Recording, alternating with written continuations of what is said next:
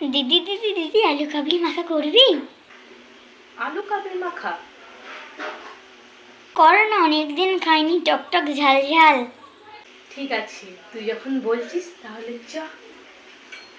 আলুগুলোকে সিদ্ধ করার পর খোসা ছাড়িয়ে কুচি কুচি করে কেটে নেওয়ার পর ভেজানো ছোলা, পেঁয়াজ কুচি, লঙ্কা কুচি, গুঁড়ো লঙ্কা, নুন, বিট নুন, ভাজা মশলা,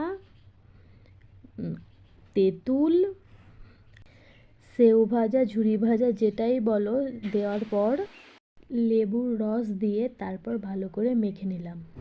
আমার আলু কাবলি মাখা হয়ে গেছে।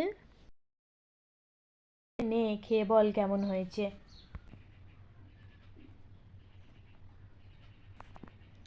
খুব ভালো হয়েছে দিদি। তো আমি একটু খেয়ে দেখি কেমন হয়েছে। তো আমার তো ভালোই লেগেছে, খুব সুন্দর লেগেছে। পরের ভিডিওতে দেখা হচ্ছে।